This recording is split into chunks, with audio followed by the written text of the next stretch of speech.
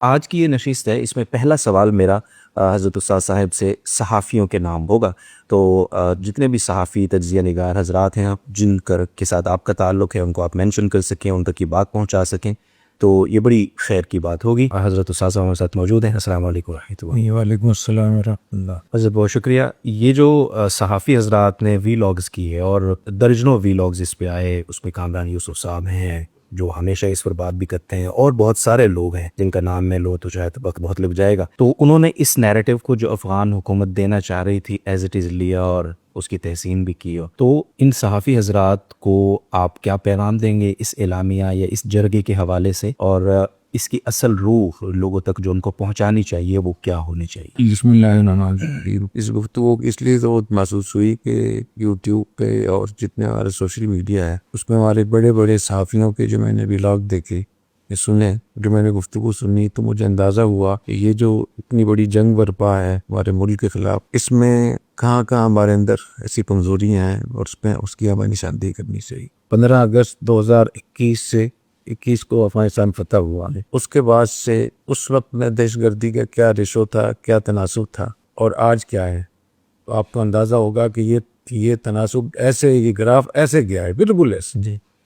اور میں آپ سے یہ بھی کہوں گا کہ جب آپ اس گفتگو کو نشر کریں تو اس گراف کو بھی ساتھ میں لگا دیں تاکہ معلوم ہو جائے کہ 15 اگست 2021 کو کتنے یہاں دھماکے ہو رہے تھے، خودکش حملے ہو رہے تھے، اور اب کتنے ہو رہے ہیں۔ تو اس سے آپ کو اندازہ ہوگا کہ یہ اتنی بڑی پیمانے پر چیزیں ہو رہی ہیں، کیوں ہو رہی ہیں۔ اس کی بہت بڑی وجہ یہ ہے کہ ہمارے علماء کرام، ہماری بیوروکریسی، ہماری وزارت خارجہ کے افسران، ہمارے حکومت کے لوگ، ہمارے ریاستی اداروں کے لوگ، ہمارے مذاکرات کار، ہمارے میڈیا کے لوگ، وہ اپنی طرح دوسرے لوگوں کو سمجھتے ہیں۔ تو جتنے اب تک وہاں ان سے معاہدے ہوئے ہیں، مذاکرات ہوئے ہیں، ڈیلیگیشن یہاں سے گئے ہیں، اور نشستیں ہوئی ہیں، جو انٹرویوز ہوئے ہیں، ان کی تعداد سینکڑوں ہزاروں میں ہے، لیکن سوئی جو ہے نا وہیں کھڑی، وہیں کہ وہیں ہے، کوئی فائدہ نہیں ہے۔ تو اس کی بہت بڑی وجہ یہ ہے کہ جب ہمارے لوگ یہ دیکھتے ہیں کہ ماشاءاللہ یہ مدارس کے لوگ ہیں، دیندار لوگ ہیں، اور یہ قسم بھی کھا رہے ہیں، قرآن پر ہاتھ رکھ رہے ہیں، وعدے بھی کر رہے ہیں، معاہدے بھی کر رہے ہیں، بڑی اچھی اچھی باتیں بھی کر رہے ہیں، تو ہمارے لوگ ان کو سچا سمجھ کے اور ان کے اس باتوں میں آ جاتے ہیں۔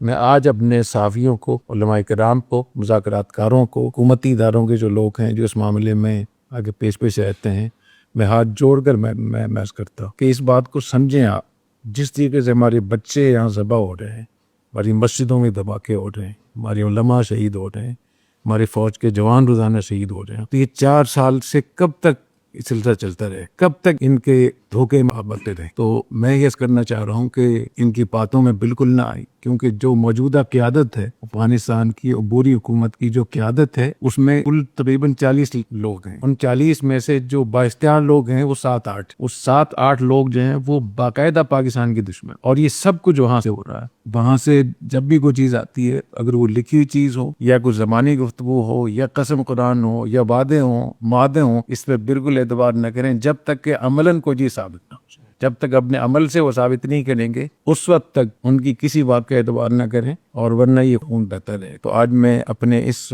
گفتگو کے ذریعے سے صحافی حضرات کو میں خاص طور پہ کہنا چاہوں گا کہ آپ لوگ تو ماشاءاللہ بہت تعلیم کے لحاظ سے، تجربے کے لحاظ سے آپ لوگ اتنے بھولے کیسے ہو جاتے ہیں؟ اگر آپ کے گھر پہ حملہ ہو آپ اتنے بھولے بن جائیں گے، تو کہیں سے بھی کوئی کہہ دے اور فوراً آپ اس پہ ویلاگ شروع کر دیتے ہیں، تو اس کو دیکھیں گے ہمارے ملک کی سلامتی کا تقاضا کیا ہے۔ یہ جو افغانستان میں اجتماع ہوا، جرگہ ہوا علماء کرام کا، وہ پاکستان سے لڑنے کے لیے ہوا تھا۔ اس کا مقصد یہ تھا کہ پاکستان سے ہم جو ہماری کشیدگی ہے، جو جنگ ہو رہی ہے، اور بظاہر BLA اور TTP اس کے سامنے ہے، تو اصل میں تو افغانستان کی بری حکومت ہے نا وہاں کی۔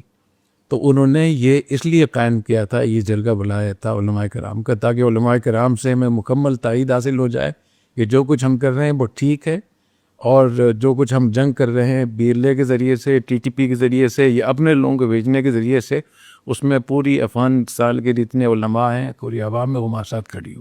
نمبر 1۔ نمبر 2، جو ممکنہ کارروائی ہے، متوقع کارروائی جو پاکستان کی طرف سے ان کو اندیشہ ہے، اس میں اگر ہو تو پھر پاکستان کے خلاف جہاد کرنا فرض عین ہو۔